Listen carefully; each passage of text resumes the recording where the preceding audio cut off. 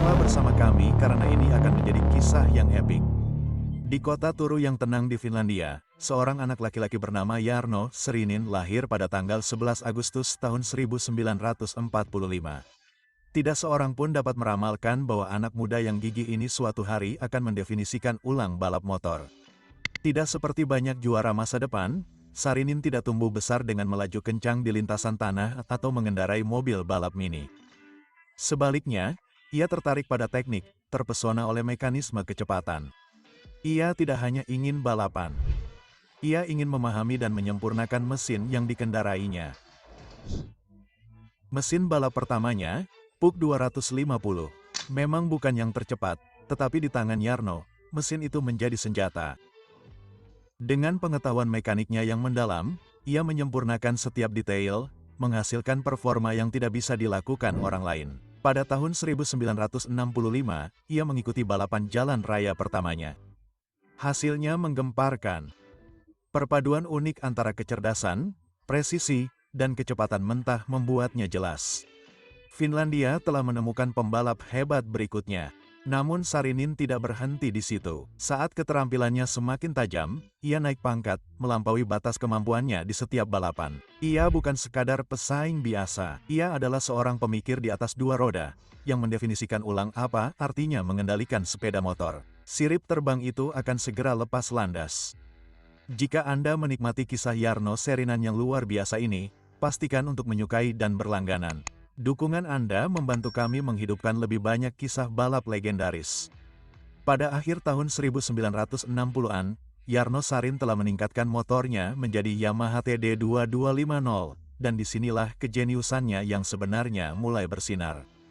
Tidak seperti para pesaingnya yang mengandalkan tenaga dan teknik tradisional, Saarinen mendekati balapan dengan pola pikir yang strategis. Latar belakangnya di bidang teknik memungkinkannya untuk menyempurnakan motornya dengan cara yang tidak bisa dilakukan orang lain, bahkan membuat Yamaha pabrikan terasa seperti mesin yang dibuat khusus. Namun yang benar-benar membedakannya adalah gaya berkendaranya yang radikal. Sementara sebagian besar pengendara menjaga tubuh mereka tetap sejajar dengan motor, Saarinen melakukan yang sebaliknya, bersandar dengan lutut terentang, memeluk tikungan pada sudut yang mustahil. Teknik berlutut ini, yang sekarang menjadi standar dalam balap motor, hampir tidak pernah terdengar pada saat itu. Teknik ini memberinya stabilitas dan kendali yang tak tertandingi, memungkinkannya untuk melewati tikungan lebih cepat daripada siapapun. Ia mendefinisikan ulang bagaimana balapan dimenangkan. Bakatnya dengan cepat menarik perhatian. Pada tahun 1970, mengendarai Yamaha TR2350, ia mendominasi kejuaraan nasional Finlandia, membuktikan bahwa ia bukan sekadar bintang yang sedang naik daun. Ia adalah kekuatan yang harus diperhitungkan. Penampilannya membuatnya mendapat kesempatan di panggung Grand Prix pada tahun 1971, di mana ia menghadapi para pembalap terbaik di dunia. Ia membuat pernyataan, "Sirip terbang telah tiba dan ia di sini untuk mengubah permainan." Pada tahun 1972, Jarno Saarinen secara resmi hadir di panggung dunia. Mengendarai Yamaha YZ635, ia mendominasi kejuaraan dunia 250 cm3. Dengan presisi yang sangat tajam, kemampuan menikung yang tak kenal takut, dan pemahaman teknis yang tak tertandingi, ia menyerbu kompetisi, meraih banyak kemenangan dan akhirnya mengamankan gelar. Securing the world title. Saarinen's championship victory marked Yamaha's first ever world title in road racing, a moment that forever changed the Risan pabrikan tersebut. Gaya berkendaranya yang agresif dan pemahaman mendalam tentang mekanika sepeda motor membuatnya menjadi seorang yang suka bermain game, dan Yamaha tahu mereka telah menemukan sesuatu yang istimewa. Melihat potensinya, Yamaha menawarinya kesempatan untuk naik ke kelas 500 cm3, medan pertempuran pamungkas balap motor. Disinilah para legenda tercipta dan Saarinen siap untuk menghadapi yang terbaik di dunia. Flying Fin baru saja dimulai. Pada tahun 1973, Jarno Saarinen adalah harapan paling cemerlang Yamaha. Tidak seperti kebanyakan pembalap yang hanya fokus pada satu kaca, ia mengikuti kejuaraan 250 cm3 dan 500 cm3 dengan tujuan untuk menjadi juara dunia ganda.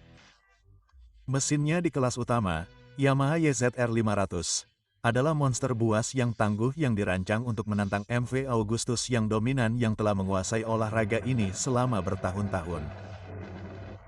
Debutnya di kelas 500 cm3 sungguh spektakuler. Di Grand Prix Prancis, balapan pertamanya di kelas tersebut, Saarinen mengejutkan dunia dengan mengalahkan Guillaume Austini, juara dunia legendaris beberapa kali. Seorang pendatang baru saja mengalahkan pembalap terhebat di eranya. Pesannya jelas, ada raja baru di kota ini. Namun Saarinen belum selesai. Ia menang lagi di Austria, lalu di Jerman. Ia memimpin kejuaraan 500 cm3 dan 250 cm3, membuktikan bahwa dominasinya bukanlah sebuah kebetulan. Itu adalah sebuah revolusi. Tahun 1973 seharusnya menjadi tahunnya. Namun, semuanya berubah. Pada tanggal 20 Mei tahun 1973, Grand Prix Circus tiba di Monza, Italia. Sebuah trek dengan reputasi yang menakutkan. Trek itu cepat, sempit, dan mematikan tanpa ruang untuk kesalahan. Para pembalap telah menyuarakan kekhawatiran sebelum balapan. Sirkuit tersebut tidak memiliki area runoff yang layak, dan pembatas keselamatan hampir tidak ada. Namun, meskipun sudah diperingatkan, balapan tetap berjalan. Balapan 250 cm3 dimulai, dan Jarno Saarinen, seperti biasa, berada di depan dengan kecepatan tinggi, berada di ujung kendali. Penonton menyaksikan dengan kagum saat sirip terbang itu berkelok-kelok di antara kelompok dengan presisi khasnya. Namun, pada putaran ketiga, tragedi terjadi. Di depannya, Renzo Pasolini, salah satu pembalap terbaik Italia, tiba-tiba kehilangan kendali. Sepeda motornya bergoyang, lalu berbelok tajam, menabrak aspal dengan kecepatan yang mengerikan. Di belakangnya, para pengendara hanya punya waktu sepersekian detik untuk bereaksi. Dengan kecepatan lebih dari 124 mil per jam, itu mustahil. Saarinen, yang tidak punya ruang untuk bermanuver, langsung menabrak sepeda motor Pasolini yang terjatuh. Dampaknya mengerikan. Sepeda motor dan tubuh-tubuh berjatuhan di lintasan seperti boneka kain. Puing-puing beterbangan ke segala arah. Suara logam berdecit, fiberglass yang pecah, dan karet yang robek memenuhi udara. Sirkuit Monza, yang sudah terkenal akan bahayanya, baru saja menyaksikan salah satu momen tergelap dalam sejarah balap motor. Ketika debu mereda, kenyataan menghantam seperti palu. Jarno Saarinen dan Renzo Pasolini telah tiada. Tim medis bergegas masuk, tetapi sudah terlambat. Tidak ada yang bisa mereka lakukan. Pria yang telah mendefinisikan ulang balap motor, orang yang ditakdirkan untuk mengubah olahraga selamanya, telah meninggal dalam sekejap. Padok menjadi sunyi. Rekan pembalap, mekanik, dan penggemar berdiri dengan syok, berjuang untuk memahami kehilangan itu. Saarinen berada di ambang sesuatu yang bersejarah, kejuaraan dunia ganda, era baru dalam balap. Sebaliknya, Monza telah mengklaimnya. Dunia telah kehilangan seorang legenda terlalu cepat.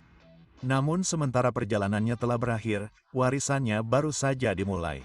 Karir Jarno Saarinen bersinar terang tetapi berakhir terlalu cepat. Namun dampaknya pada balap motor tetap melegenda. Ia merevolusi olahraga tersebut.